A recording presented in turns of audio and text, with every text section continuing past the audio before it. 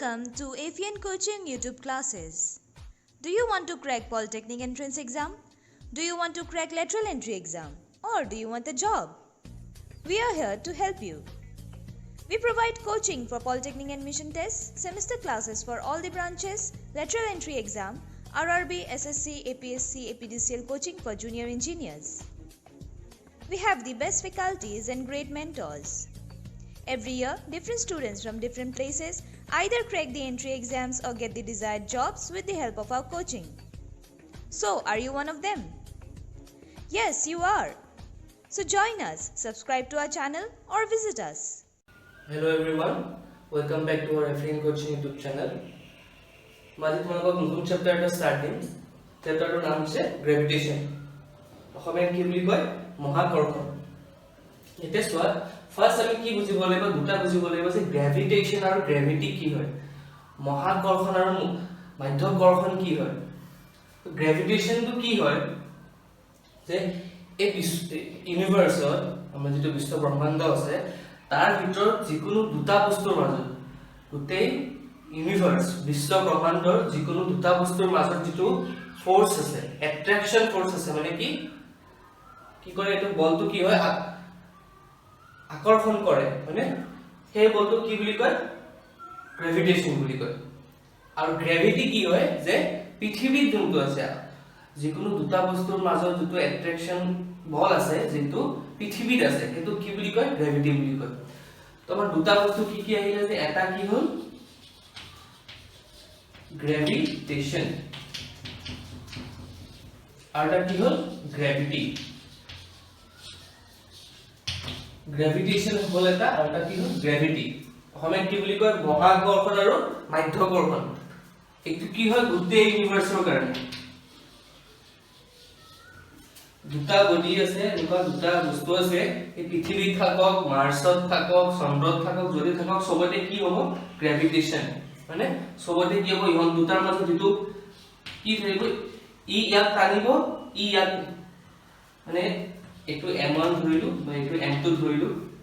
m1 এ কি কৰিব m2 নিজৰ ফালে টানিব খুজিব, m2 এ কি কৰিব m1 নিজৰ ফালে টানিব খুজিব। এই যেটো ফোৰ্স আছে দুটাৰ মাজত বল আছে, কিন্তু ইউনিভাৰ্স বিশ্বব্ৰহ্মাণ্ডৰ যতে যাও তাতে পাম, তো তাক কি বুলি কয় গ্ৰেভিটেশ্যন বুলি কয়। গ্ৰেভিটি কি হয় অকল পৃথিৱীৰ কাৰণে, অকল আৰ্থৰ কাৰণে। গ্ৰেভিটেশ্যনৰে পাৰ্ট হল কি গ্ৰেভিটি, মানে পৃথিৱীত যেতিয়া হ'ব বস্তুটো দুটা বস্তু যেতিয়া পৃথিৱীত আছে, অকল দুটা বস্তু যেতিয়া পৃথিৱীত আছে তাক আমি কি বুলি কম গ্ৰেভিটি বুলি কম। পৃথিৱীৰ বাহিৰত যোৱাৰ লগে লগে কি বুলি কম গ্ৰেভিটেশ্যন বুলি কম। পৃথিৱীত থাকিলে কি বুলি কম মাধ্যাকৰ্ষণ বুলি কম। পৃথিৱীৰ বাহিৰ ওলোৱাৰ লগে লগে কি হ'ব মহাকৰ্ষণ, হয়নে? পৃথিৱীৰ বাহিৰ ওলোৱাৰ লগে লগে মহাকৰ্ষণ আৰু পৃথিৱীৰ ভিতৰত মাধ্যাকৰ্ষণ। গ্ৰেভিটি যেতিয়া পৃথিৱীত থাকিব, আৰ্থত থাকিব, আৰু আৰ্থৰ বাহিৰ বাকি যিমান ইউনিভাৰ্স আছে সবতে কি হৈ যাব আমাৰ গ্ৰেভিটেশ্যন। ঠিক আছে, এই দুটা বস্তু মনত ৰাখিবা। আৰু এই ফোৰ্সটো কি হয়, আমি যেতিয়া বিদ্যুৎ পঢ়িছিলো, ইলেক্ট্ৰিচিটি পঢ়িছিলো, তেতিয়া পাইছিলো ন কুলম্বৰ ফোৰ্স পাইছিলো। কুলম্বৰ ফোর্সটো কি আছিল, দুটা বস্তু যদি পজিটিভ হয় তে কি হয় ই ইয়াক কি কৰিব ইফালে ঠেলিব, হয়নে? ৰিপেল কৰিব, ইফালে ঠেলিব, বা ই ইয়াক কি কৰিব ইফালে ঠেলিব, হয়নে? বা যদি নেগেটিভ হয় তো কি হ'ব ই ইয়াক ইফালে ঠেলিব বা ই ইয়াক ইফালে ঠেলিব। আৰু যদি পজিটিভ নেগেটিভ হয়, পজিটিভ নেগেটিভ হয় তেতিয়া কি হ'ব অ্যাট্ৰাকশন হ'ব,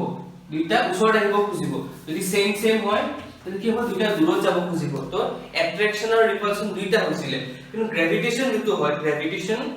ইউনিভাৰ্সৰ কাৰণে আৰু গ্ৰেভিটি আমাৰ আৰ্থৰ কাৰণে, এই দুইটা কি হয় অকল অ্যাট্ৰাকটিভ হয়, মানে নিজৰ ফালেহে টানিব, দূৰত নপঠায়। যিকোনো মই আছো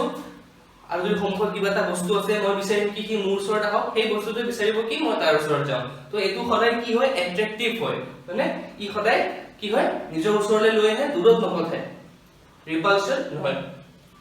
তো ফাৰ্স্ট পয়েন্ট এটো হল যে ই কি হয় অ্যাট্ৰাকটিভ হয়, মানে নিজৰ ফালে টানে। যিকোনো বস্তুকে দুটা বস্তুৰ মাজত যেতিয়া ফোৰ্স আছে কি হ'ব গ্ৰেভিটেশ্যন ফোৰ্স আছে, সেইটো কি আছিল আমাৰ কুলম্বৰ ফোৰ্স, মানে সেইটো অ্যাট্ৰাকটিভ হয় আৰু ৰিপালসিভ হয়, ওচৰলৈ টানে আৰু কি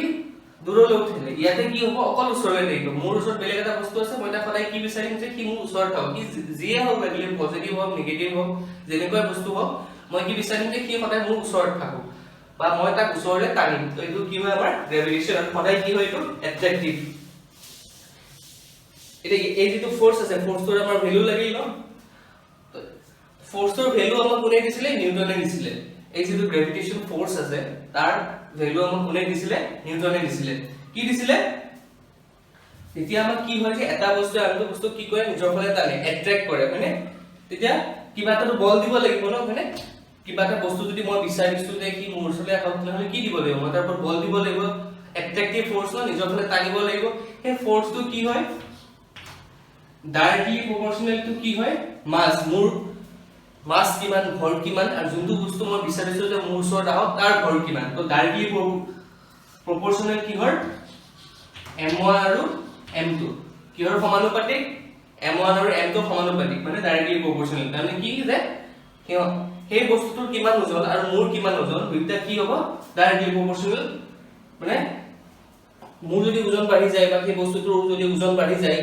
আমাৰ মতলব কি হৈ যাব বলটো বাঢ়ি যাব যে মই তাক বেছি বলেৰে টানিব লাগিব আৰু কিহৰ বেছিসমানুপাতিক হয় ইনভাৰ্সলি প্ৰপৰশনেল টু কি হয় ইনভাৰ্সলি প্ৰপৰশনেল টু ডিসটেন্স মানে কিমান দূৰত আছে যদি ওচৰত আছে কি হ'ব ওচৰত হলে আর কি হ'ব কম হ'ব না ডিসটেন্স কম হ'ব তো আমাৰ কি হ'ব বলটো বেছি হ'ব যিমানে দূৰত যাব বল কমি যাব তো এটো কি হয় আমাৰ বেস্তানুপাতিক বা ইনভাৰ্সলি প্ৰপৰশনেল তো আমি লিখিলে কেনেকৈ আহিব যে f is directly proportional to m1 m2 divided by কি হ'ব ইয়াৰ স্কয়াৰ ইয়াৰ ডিসটেন্সৰ স্কয়াৰ তো মোৰ থাকি গল ডিসটেন্সৰ স্কয়াৰ কি হ'ব m1 m2 by r square তাতো কেনেকুৱা আছিল আগতে যেটো পঢ়িছিলো আমি k q1 q2 by r square আছিল ন k q1 q2 by r square ইয়াতো একে খালি ইয়াতে q1 q2 জায়গা কি আহিব m1 m2 divided by কি হ'ব r স্কয়াৰ মানে কি লাগে ঠিক আছে এতিয়া আমাৰ কি লাগিল যদি আমি ইকুয়েট কৰো কিবা এটা কনস্ট্যান্ট আহিব ন কনস্ট্যান্টৰ নাম হৈছে ইয়াতে g ইয়াতে কি আছিল k ইয়াতে কি সিম্বল হৈছে g g m1 m2 divided by r square এই g ৰ নাম কি হ'ব এতিয়া g টো কিবা এটা নাম থাকিব লাগিব g ৰ নামটো হৈছে ইউনিভাৰ্সাল গ্ৰেভিটেশনাল কনস্ট্যান্ট ধ্ৰুৱক হয় না যেটো যেটো কি হয় আমাৰ ধ্ৰুৱক হয় এটা মানে ধ্ৰুৱক হয় মানে কিবা এটা কনস্ট্যান্ট হয় তাৰ নাম কি হৈছে ইউনিভাৰ্সাল গ্ৰেভিটেশনাল কনস্ট্যান্ট অসমীয়াত ক'ব তাক মহাকৰ্ষণৰ বিশ্বজনীন ধ্ৰুৱক মহাকৰ্ষণৰ বিশ্বজনীন ধ্ৰুৱক মহাকৰ্ষণৰ বিশ্বজনীন ধ্ৰুৱক মানে ইউনিভাৰ্সাল গ্ৰেভিটেশনাল কনস্ট্যান্ট মই শৰ্টকে লিখিলো তো জি নাম কি হৈছে ইউনিভাৰ্সাল গ্ৰেভিটেশনাল কনস্ট্যান্ট ইউনিভাৰ্সাল আহি গল এটা বিশ্ব বস্তুটো আহি গল তাৰমানে কি হল ই ইয়াৰ ভ্যালু কি হ'ব পৃথিৱীত যিমান হ'ব চন্দ্ৰটো কিমান হ'ব আমি যদি আমাৰ সোলাৰ সিস্টেম সৌৰজগতৰ বাহিৰত যাওঁ তেতিয়াও ইয়াৰ ভ্যালু কি হ'ব জি এ থাকিব হয়নে যতে যাওঁ আমি ইয়াৰ জি ভ্যালু কি থাকিব সদায় ফিক্স থাকিব যে এনেকুৱা নহয় যে আমাৰ পৃথিৱীত বেলেগ হ'ব মুনত বেলেগ হ'ব বা চন্দ্ৰত বেলেগ হ'ব সৰি কিনামটো মাৰ্চত বেলেগ হ'ব তো যতে যাওঁ যোনটো প্লেনেটতে যাওঁ আমি বা সোলাৰ সিস্টেমৰ আমি বাহিৰতো গুচি যাওঁ এই জি ভ্যালু সদায় কি হ'ব কনস্ট্যান্ট হ'ব বা ধ্ৰুৱক হ'ব চেঞ্জ নহয় সেইকাৰণে কি বুলি কৈছে ইউনিভাৰ্সাল হয়নে আমি ইউনিভাৰ্সাল এই বিশ্ব ব্ৰহ্মাণ্ডৰ যতে যাওঁ তাৰ নাম কি তাৰ ভ্যালু কি হ'ব ফিক্স হ'ব এটাৰ নাম কি ইউনিভাৰ্সাল গ্ৰেভিটেশনাল কনস্ট্যান্ট ঠিক আছে আৰু অসমীয়াত কি কয় মহাকৰ্ষণৰ বিশ্বজনীন ধ্ৰুৱক তে ইয়াৰ কিবা এটা ভ্যালু থাকিব হয়নে যেনেকৈ আমাৰ k এৰ ভ্যালু আছিল k এৰ আমাৰ এটা ভ্যালু আছিল হয়নে এনেকৈ g এৰ এটা ভ্যালু থাকিব তো g এৰ ভ্যালু কি আছিল 6.67 g এৰ ভ্যালু আছিল আমাৰ 6.67 into 10 to the power minus 11 Newton meter square divided by kg square এটা বহুত ইম্পর্টেন্ট হয় হ্যাঁ তোমাক অপশন দি খুদিব দাও মানে এনেকুৱা দিব কবাত -10 দি দিব বা -11 দি ইউনিট কেটা বেলেগ কৰি দিব মানে মন ৰাখিবা g ভ্যালু কি হয় 6.67 into 10 to the power minus 11 মানে 6.67 into 10 to the power minus 11 Newton meter square divided by kg square এটো বহুত ইম্পর্টেন্ট হয় মন ৰাখিবা তুমি ফৰ্মুলাটো কি পালো ফোৰ্সৰ গ্ৰেভিটেশন ফোৰ্স মানে দুটা বস্তুৰ মাজত যেটো আমাৰ বল আছে যে মই তাক টানিব কৈছো বা কি মোক টানিব কৈছে নিজৰ ফালে তাৰ ভ্যালু কিমান পালো g যেটো সবৰে সেম থাকিব সদায় সেম থাকিব g m1 m2 মূল মাস এই বস্তুটোৰ মাস আৰু আমাৰ মাজত কিমান দূৰত্ব আছে আমাৰ মাজত কিমান ডিসটেন্স আছে r স্কয়াৰ r স্কয়াৰ আৰু g ৰ নাম কি হ'ল ইউনিভাৰ্সাল গ্ৰেভিটেশনাল কনস্ট্যান্ট মানে মহাকাশৰ বিশ্বজনীন ধ্ৰুব আৰু তাৰ ভ্যালু কিমান আছে 6.67 * 10^-11 newton metre square KG divide by KG square ঠিক আছে এতিয়া চোৱা খিনি আমাৰ হৈ গ'ল ফাৰ্স্ট স্টেপ আছিল এইখিনি নেক্সট কি এটা আহিব আমাৰ weight নেক্সট কি আহিব আমাৰ weight মই হেনাখন কৈছিলো কি হয় weight is কি হয় ফোর্স হয় ন আমি কি আছিল ওজন তুমি কি কৈছিলো যে ওজন এক প্ৰকাৰৰ কি হয় ফোৰ্স হয় এক প্ৰকাৰৰ কি হয় বল হয় মানে তে এটো বল কিহৰ হয় কি এই বলটো কোনে দিয়ে আমাৰ যেতিয়া আমি কওঁ যে আমাৰ weight ইমান বা আমাৰ ওপৰত ইমান weight প্রয়োগ হৈ আছে বা ইমান ফোর্স হৈ আছে তো এই ফোর্সটো কোনে দিয়ে আমি তো নিজে নিজকে ফোর্স নিদিও এই বলটো কোনে দিয়ে আমাৰ পৃথিৱীয়ে দিয়ে মানে পৃথিৱীৰ এটা গ্ৰেভিটেশনাল কি আছে ফোর্স আছে ন কি আমাক টানে হেতু কি বুলি কয় আমি কি বুলি কম আমি এই ফোর্সটো কি বুলি কম আমি weight বুলি কম ইয়াৰ ভ্যালু কিমান আছিল ইয়াৰ ভ্যালু মই কি কৈছিলো mg হয়নে mg ইয়াৰ ভ্যালু কি কৈছিলো মই mg গ্ৰেভিটেশন কি আছিল যে যিকোনো দুটা বস্তুৱে তেতিয়া কিবা এটা বস্তু যে আন এটা বস্তু নিজৰ ফালে টানিব খোজে সেই ফোৰ্সটো কি বুলি কওঁ আমি গ্ৰেভিটেশন বুলি কওঁ এটো গুটেই কি হয় ইউনিভাৰ্সৰ কাৰণে আৰ পৃথিৱীত আৰ্থত আহাৰ লগে লগে বস্তু কি নাম হৈছে গ্ৰেভিটি হৈ যায় ঠিক আছে এতিয়া কি হৈছে আমি যেটো weight কৈ আছো weight তো মানে আমি সেই একে বস্তুকে বুজাই আছো সেই একে বলটোকে বুজাই আছো যোনটো আমাৰ পৃথিৱী আমাক টানি আছে পৃথিৱী আমাক নিজৰ ফালে টানি আছে হয় আমাৰ ওজন কম পৃথিৱীৰ ওজন বহুত বেছি তো সি সেইকাৰণে কি পাৰিছে যে আমাৰ নিজৰ ফালে টানিব পাৰিছে কাৰণ আমাৰ ওজন কম তাৰ ওজন বহুত বেছি পৃথিৱীৰ ওজন বহুত বেছি মই পৃথিৱীত টানিব নোৱাৰো যে মই যদি পৃথিৱীৰ পৰা বাহিৰত গুচি যাওঁ পৃথিৱীখন মোৰ লগত গুচি যাব এনেকুৱা নহয় কিন্তু মানুহ এটা মাটিৰ পৰা ওপৰত যাব নোৱাৰে কাৰণ পৃথিৱীয়ে টানি থাকে মানে সেই ফোৰ্সটো সেই বলটো কি বুলি কয় weight বুলি কওঁ আমি আৰু তাৰ ভ্যালু হৈছে কি mg মানে তাৰ ভ্যালু আমি কি পালো mg এতিয়া চোৱা আৰু এই ফোৰ্সটো কিহৰ ইকুৱেল হ'ব গ্ৰেভিটেশন ফোৰ্সৰ ইকুৱেল হ'ব না ইমাত্ৰ যদি আমি ফৰ্মুলা পালো যে F = কি আছিল g m1 m2 by r square মানে ইয়াত যদি m2 মই নিজকে ধৰো m1 টো যদি মই নিজকে ধৰো ইয়াত m মানে মই নিজৰ কথা মোৰ নিজৰ ভৰ বা মাসটো লৈছো মানে m মানে মই মোৰ নিজৰ ভৰ বা মাসটো লৈছো তো ইয়াতে m1 ৰ জায়গা যদি মোৰ নিজৰ ভৰ বা মাসটো আহে m2 মানে যদি আমি পৃথিৱীৰটো লম ক্যাপিটাল বুলি দিলো তে ক্যাপিটাল M মানে কি হৈছে পৃথিৱীৰ ওজন পৃথিৱীৰ ভৰ ওজন নহয় পৃথিৱীৰ ভৰ আৰু এই স্মল m টো মানে কি হৈছে মোৰ ভৰ মানে ইয়াত যেটো m আছে হেতু m ইয়াতে লিখিলো মানে কি আছিল m1 m2 আছিল ন m1 ৰ জায়গাত মোৰ ভৰটো লিখিলো m2 ৰ জায়গাত পৃথিৱীৰ ভৰটো লিখিলো m1 m2 আছিল ইয়াতে m ৰ জায়গাত মোৰ ভৰ লিখিলো m2 ৰ জায়গাত পৃথিৱীৰ ভৰটো লিখিলো তো কি হ'ব এতিয়া g m1 m2 ৰ জায়গাত g m আৰু capital M divide by r square ই কিহৰ সমান হ'ব এমাটো যেটো কলো আমি weight মানে মোৰ নিজৰ weight-ৰ সমান হ'ব হয়নে মোৰ নিজৰ weight-টো কিমান হ'ব mg মোৰ নিজৰ weight-টো কিমান হ'ব mg ইয়াৰ পৰা কি হ'ব mn কাটা গল আমি g ভ্যালু পাম নে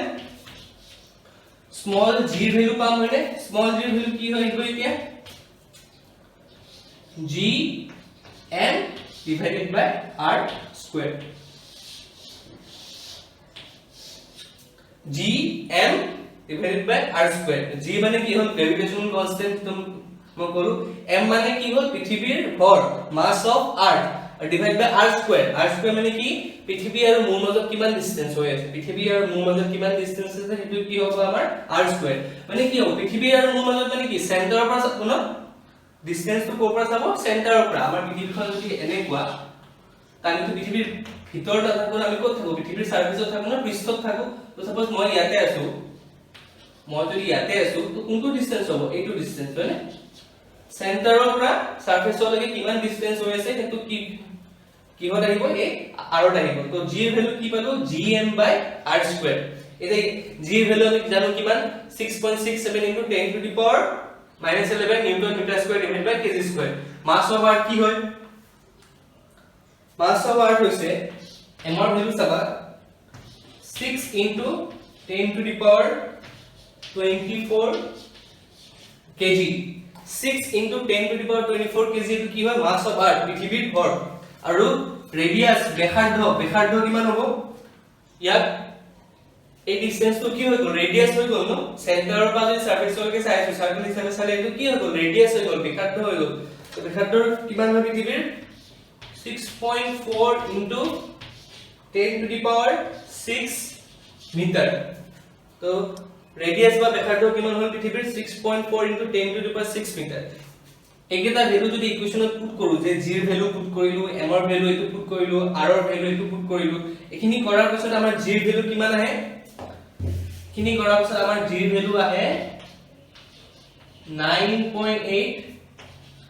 metre per second square 9.8 metre per second square.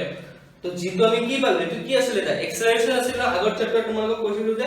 g তো কি হয় এক্সেলাৰেশন হয় কিন্তু কিহৰ কাৰণে এক্সেলাৰেশন ডিউ টু গ্ৰেভিটি মাধ্যাকৰ্ষণিক ত্বৰণ। তো গ্ৰেভিটিৰ কাৰণে যোনটো এক্সেলাৰেশন হৈ আছে সেইটো কি বুলি কও আমি g বুলি কও মানে এটা চাবা এই 9.8 টো চেঞ্জ হৈ যায় কাৰণ কি আমাৰ পৃথিৱীখন পুৰা সমান নহয় ন ৰেডিয়াসৰ ব্যাসাৰ্ধৰ ভ্যালু কি হ'ব বেলেগ জায়গাত বেলেগ হ'ব যেতিয়া ক্যাপিটাল g এর ভ্যালু সেম থাকিব ক্যাপিটাল m এর ভ্যালু সেম থাকিব কারণ g টো কি হয় universal গুটে same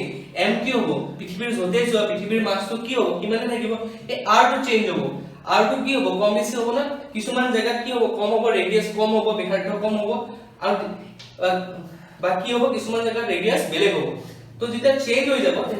r to change হোৱাৰ লগে লগে কি চেঞ্জ হৈ যাব g চেঞ্জ হৈ যাব। তো ইয়াত r যেটো লৈছে 6.4 * 10⁻6 এটো কি লৈছে এভাৰেজ ভ্যালু লৈছে যে গুটে জায়গাবিলাকৰ এটা এভাৰেজ ভ্যালু গড় ভ্যালু লৈছে সেইকাৰণে g টো আমাৰ কি হয় এভাৰেজ ভ্যালু বুলি ধৰে কিছুমান জায়গাত ইয়াৰ বেছি হ'ব কিছুমান জায়গাত ইয়াৰ কম হ'ব সবতে 9.8 নহয় কিছুমান জায়গাত কম হ'ব কিছুমান জায়গাত বেছি হ'ব মই পিছত কৈছো।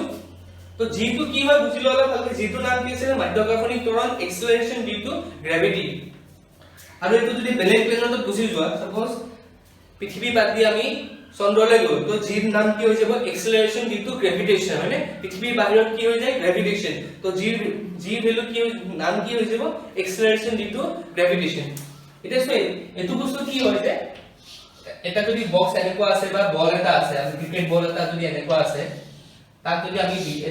এনেকুৱা এটা বিল্ডিং ধৰিলো বিল্ডিংৰ পৰা যদি আমি বলটো এৰি দিলো কি লগালগ কি হ'ব এটো ওপৰত না যায় মানে বলটো যদি এৰি দিও ই কি হ'ব লগালগ তললৈ নামি আহিব হয়নে লগালগ তললৈ নামি আহিব তো নামি আহাৰ তাত কি হ'ব এটা ভেলোচিটি থাকিব এটা বেগ থাকিব আৰু বেগৰ পিছত কি আহিব লগালগে তাৰ এটা এক্সেলাৰেশন বা ত্বৰণ হ'ব আৰু সেই ত্বৰণটো কিহৰ কাৰণে হ'ব এই বলটো কোনে টানি আছে এটা তলত নামি আহিলে তাক কোনে টানি আছে পৃথিৱীয়ে টানি আছে ন পৃথিৱীয়ে টানি আছে কোনটো বলেৰে টানি আছে f এই বলটোৰে টানি আছে হয়নে আৰু সেই বলটোৰ ভ্যালু কিমান mg মানে ইয়াৰ এই বলটোৰ মাস আৰু কি হ'ব g মানে যেটো আমি কি লিখো ফোর্স ইকুয়ালস টু কি লিখো m এ লিখো হয়নে বল কি লিখো আমি মাস ইনটু এক্সেলারেশন ভৰ আৰু ত্বৰণ তো ইয়াত ত্বৰণৰ জায়গাত কি লিখিছো আমি g লিখিছো কিয় কাৰণ বলটো কোনে দি আছে বস্তুটো কোনে তললৈ মাটি আছে বা টানি আছে পৃথিৱী টানি আছে ন গ্ৰেভিটেশন ফোৰ্স লাগি আছে বাকি কো আমি গ্ৰেভিটি লাগি আছে গ্ৰেভিটি তাক তলত টানি আনিছে তো হেতু কাৰণে এই জায়গাত আমি কি লিখো g লিখো আৰু কি বুলি কও এক্সেলাৰেশন ডিউ টু গ্ৰেভিটি মাধ্যাকৰ্ষণিক ত্বৰণ অকল ত্বৰণটোই নহয় কি লিখো যে মাধ্যাকৰ্ষণিক ত্বৰণ তাৰ ভ্যালু নৰমালি কি হয় আমাৰ 9.8 মিটাৰ পাৰ সেকেন্ড স্কয়াৰ মানে 9.8 মিটাৰ পাৰ সেকেন্ড স্কয়াৰ আৰু এই 9.8 ভ্যালুটো কোবৰ পালো এই ফৰ্মুলাটোৰ পৰা ঠিক আছে। এটা চাবা এই যেটো কৈছিলো মই যে g ভ্যালু বেলেগ জায়গা বেলেগ হয় চাবা এটা পৃথিৱীৰ ওপৰত কেনেকৈ চেঞ্জ হ'ব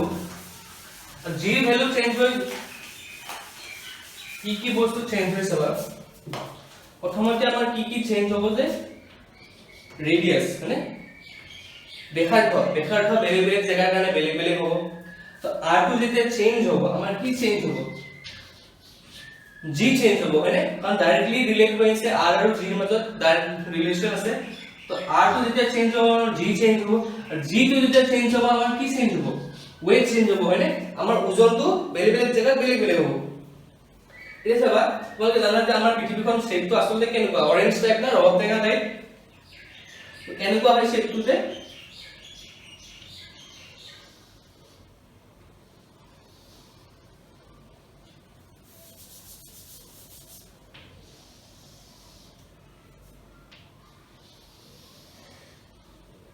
बस শেপটো এনেকুৱা ধৰণৰ হয় এতিয়া চাবা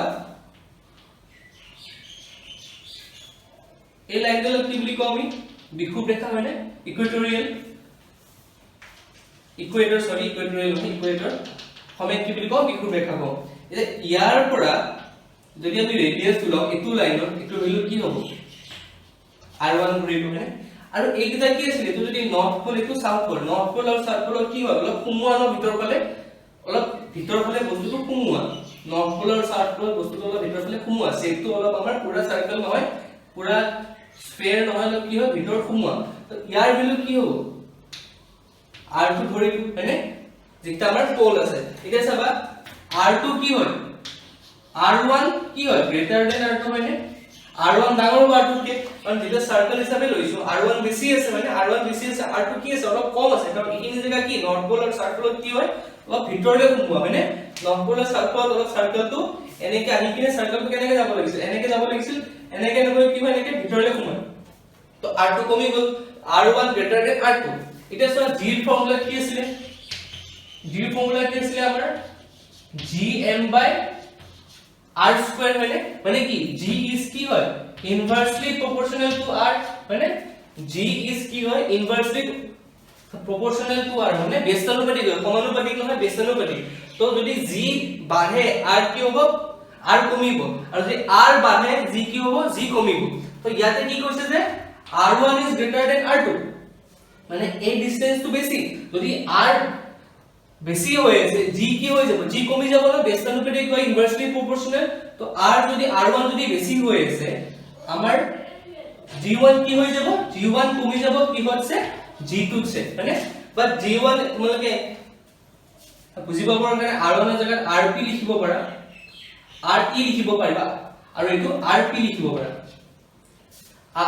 RE মানে ইকুৱেটৰ বিষুৱ ৰেখা RP মানে pole north pole south pole কেটা কাৰণে p লিখিছো তো প্ৰথমতে কি লিখিলো যে বেখাৰ্ধ বা ৰেডিয়াস কাৰ বেছি ইকুৱেটৰিয়েল বিষুৱ ৰেখাৰ ওচৰত ৰেডিয়াস বেছি আৰু পোলৰ ওচৰত ৰেডিয়াস কম যেতিয়া ৰেডিয়াস বেছি হ'ব বেখাৰ্ধ বেছি হ'ব যেতিয়া r বাঢ়ি যাব r যদি বাঢ়ি যায় g কি হৈ যাব কমি যাব হয়নে তো g এট ইকুৱেটৰ এটো কি হৈ যাব কম হৈ যাব কি হৈছে g এট পোল হয়নে g at equator is less than g at poles মানে ইয়াতে যেটা নৰ্থ পোল সাউথ পোল আছে তাতে g এৰ ভ্যালু কি হ'ব বেছি হ'ব আৰু যেতিয়া যেবিলাক আমাৰ ইকুৱেটৰিয়েল এৰিয়া আছে বিষুৱ ৰেখাৰ ওচৰৰ যিবিলাক অঞ্চল আছে তাতে g এৰ ভ্যালু কি হ'ব কম হ'ব আৰু g এৰ ভ্যালু কি পাইছিলো আমি ওয়েটৰ ভ্যালু কি পাইছিলো সৰি ওয়েটৰ ভ্যালু কি পাইছিলো mg মানে ওয়েটৰ ভ্যালু কি পাইছিলো mg এটা ওয়েট মাসটো তো সেম নহয় কি হ'ব মাসটো তো চেঞ্জ নহয় না মই নৰ্থ পোল সাউথ পোল যাও বা ইকুৱেটৰ যাও সবতে মাস কি থাকিব ভৰ কি থাকিব সমান থাকিব চেঞ্জ কোনটো হৈ আছে g তো g যদি বেছি হৈ আছে ওয়েট কি হ'ব ওয়েটও বেছি হ'ব তো g যদি বেছি হৈ আছে ওয়েট বেছি হ'ব ক'ত পোলত ওয়েট বেছি হ'ব যেবিলাক নৰ্থ পোল সাউথ পোল আছে উত্তৰ মেৰু দক্ষিণ মেৰু আছে তাতে আমাৰ কি হ'ব ওয়েট বেছি হ'ব আৰু যেবিলাক ইকুৱেটৰিয়েল জায়গা আছে বিষুৱ ৰেখাৰ ওচৰত যেবিলাক জায়গা আছে তাতে কি হ'ব ওয়েট কম হ'ব তো এই তিনটা পয়েন্ট বহুত ইম্পৰ্টেন্ট হয় ৰেডিয়াস ক'ত বেছি বিষুৱ ৰেখাৰ ওচৰত ইকুৱেটৰিয়েল জায়গাত ৰেডিয়াস বেছি বেখাৰ্ধ বেছি হয়নে যেবিলাক ইকুৱেটৰিয়েল এৰিয়া আছে তাতে ৰেডিয়াস বেছি কি হচ্ছে যেবিলাক আমাৰ পোল আছে মেৰু আছে তাতে ৰেডিয়াস বেছি আৰু ৰেডিয়াস য'ত বেছি ক'ত ইকুৱেটৰিয়েল ৰেডিয়াস বেছি তাতে g এৰ ভ্যালু কি g এৰ ভ্যালু কম আৰু g এর ভ্যালু ক'ত বেছি যেবিলাক পোল আছে তাতে g এর ভ্যালু বেছি আৰু g এৰ ভ্যালু পোলত বেছি হোৱাৰ কাৰণে ওয়েটৰ ভ্যালু কি হ'ব পোলত বেছি আৰু ওয়েটৰ ভ্যালু কি হ'ব ইকুৱেটৰিয়েল যেবিলাক এৰিয়া আছে বিষুৱ অঞ্চল আছে তাতে e এৰ ভ্যালু কি হ'ব সৰি ওয়েটৰ ভ্যালু কি হ'ব কম তো এই তিনটা পয়েন্ট বহুত ইম্পৰ্টেন্ট তোমালোকে সিৰিয়ালি মনত ৰাখিবা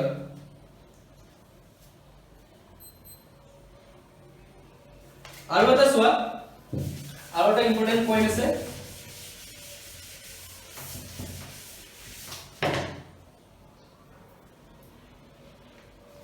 যে যেটো আমাৰ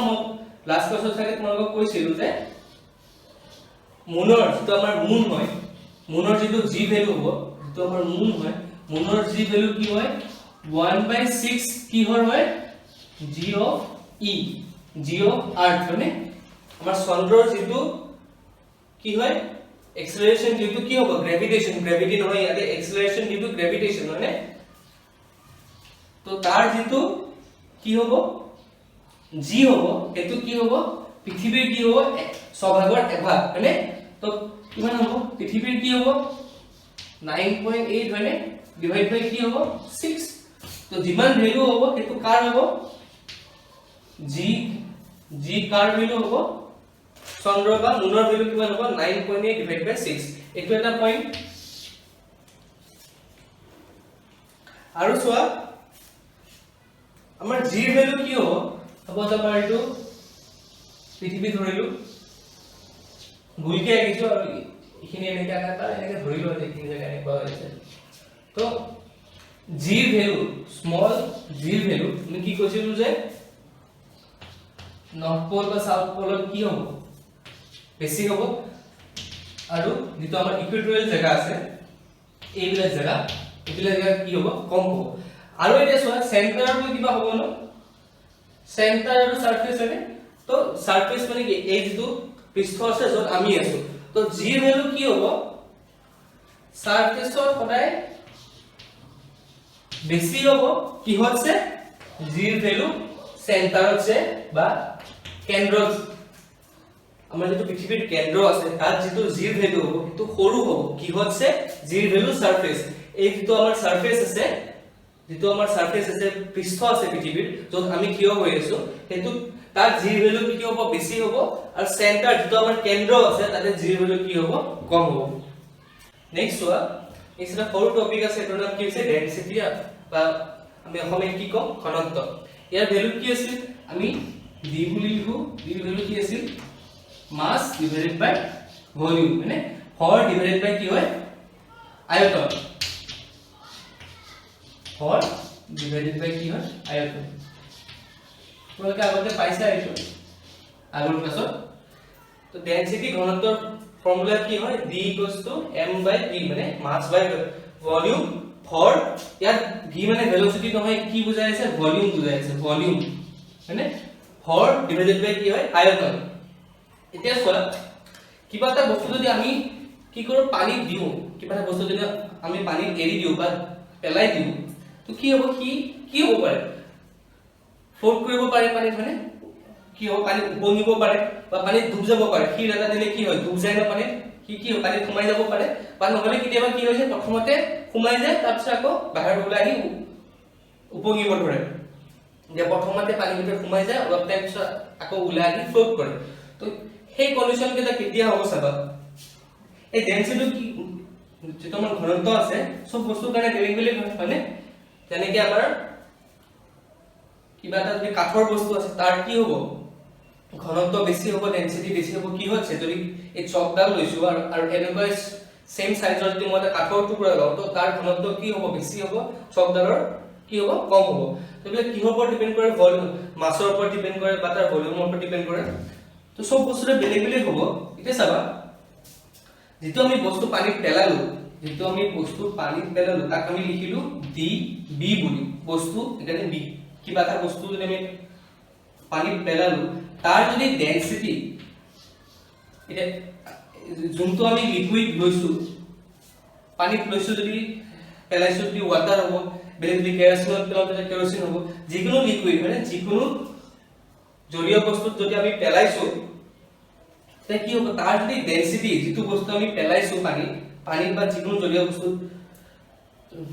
আমি যদি পেলাইছো তাৰ যদি ডেনসিটি কি হয় তাতকে কম হয় সাপোজ আমি এটো ওয়াটাৰ লৈছো ডি এৰ জায়গাত w লিখিলো মানে কি লৈছো আমি ওয়াটাৰ লৈছো মানে পানীত পেলাইছো বেলেগ বাদ দিয়া বেলেগ বস্তু বাদ দিয়া আমি পানীৰ एग्जांपल লৈছো যে কিবা এটা বস্তু আমি পানীত পেলাইছো আৰু তাৰ যে ডেনসিটি আছে যোনটো বস্তু আমি পেলাইছো সাপোজ আমি চকডাল পেলাইছো চকৰ কাৰণে কি হ'ব চকৰ ডেনসিটি লিখিব লাগিব ঘনত্ব লিখিব লাগিব তো তাৰ ডেনসিটি বা ঘনত্ব কি হয় যদি পানীতকে কম হয় তেতিয়া ই কি কৰিব ই ফ্লোট কৰিব ই কি কৰিব উপঙিব কেতিয়া হ'ব যেতিয়া যোনটো জুলীয়া বস্তুত আমি তাক পেলাইছো পানী লৈছো ইয়াতে তাতকে যদি যোনটো বস্তু আমি পেলাইছো তারপর চকডাল পেলাইছো তার ঘনত্ব যদি কম হয় তেনহলে কি হ'ব ই ফ্লোট কৰিব হয়নে কি হ'ব ই উপঙিব কেতিয়া উপঙিব যে ডেনসিটি কি হ'ব ডেনসিটি বা ঘনত্ব যদি কম হয় কি হচ্ছে যোনটো জুলীয়া বস্তুত আমি তাক পেলাইছো আৰু যদি ইয়াৰ অপোজিট হয় যে ডেনসিটি বেছি যোনটো বস্তু আমি পেলাইছো তাৰ ঘনত্ব বেছি কি হচ্ছে য'ত আমি পেলাইছো ডেনসিটি অফ ওয়াটাৰ ধৰিলো ইয়াতে যদি আমি পানীত পেলাইছো তেতিয়া ই কি কৰিব ই ড্ৰাউন হ'ব ই ডুবি যাব হয়নে ই ডুবি যাব শিল এটা যদি আমি পেলাই শিলটো ডুবি যায় ন লগালগ শিলটো কেতিয়াও ফ্লোট নকৰে তো সেইটো কি হৈছে শিলৰ যেটো ডেনসিটি আছে পানীতকে কি হয় বেছি হয় তো ডেনসিটি বেছি হোৱাৰ কাৰণে কি হয় ডুবি যাব থাৰ্ড পইণ্টটো কি আহিব চাবা যে যেতিয়া দুটা সমান ইয়াত লিকুইড টু ওয়াটাৰ লৈছো কাৰণে মই ওয়াটাৰ লিখিছো যেতিয়া আমি যোনটো বস্তু পেলাইছো আৰু য'ত আমি পেলাইছো এটা পানীত পেলাইছো দুইটাৰ যদি ডেনসিটি সমান হয় দুইটাৰ যদি ঘনত্ব সমান হয় তো প্ৰথমতে কি হ'ব ই ডুবি যাব প্ৰথমতে কি হ'ব ড্ৰাউন হ'ব মানে ডুবি যাব ডুবি কিনে অলপ টাইম পিছত আকৌ কি হ'ব ওপৰলৈ ওলাই আহিব আৰু কি হ'ব আকৌ ফ্লোট কৰিব বা উপঙিব তো প্ৰথমতে ড্ৰাউন হ'ব তাৰ পিছত কি হ'ব ফ্লোট হ'ব তো এইকেইটাৰ পিছত তোমালোকৰ কোৱেশ্চন সুধে ইয়াৰে যিকোনো এটা কন্ডিশন দি কিনে কোৱেশ্চন কৰিব পাৰে যে ইয়াৰে কোনটো হলে কি হ'ব এনেকুৱা কোৱেশ্চন সুধে স্পেশালি এইটো সুধে যে যদি আমাৰ ডেনসিটিৰ সমান হলে কি হ'ব প্ৰথমতে ফ্লোট কৰিব তাৰ পিছত ডুবিব নে প্ৰথমতে ডুবিব তাৰ পিছত ফ্লোট কৰিব উপঙিব তো এইবিলাক বস্তু সুধে যে তো ইয়াতে কি হৈছে প্ৰথমতে ডুবি যাব তাৰ পিছত অলপ টাইম পিছত কি বাহিৰলৈ ওলাই আহি উপঙিব আৰু যদি ডেনসিটি কম হয় তাহলে কি হ'ব কি উপঙিব ডেনসিটি যদি বেছি হয় কি পুৰা ডুবি যাব ডেনসিটি যদি সমান হয় প্ৰথমতে ডুবিব তাৰ পিছত উপঙিব ঠিক আছে এই তিনটা পইণ্ট বহুত ইম্পৰ্টেন্ট মনত ৰাখিবা তো আজিলে এইখিনি নেক্সট কথা আমি ইয়াৰ থিওৰি আৰু পাৰ্ট বাকি আছে কিনি আমি নেক্সট ক্লাছত ট্ৰাই কৰিম Thank you for watching. Don't forget to hit the like button, subscribe to our channel and turn on the bell icon.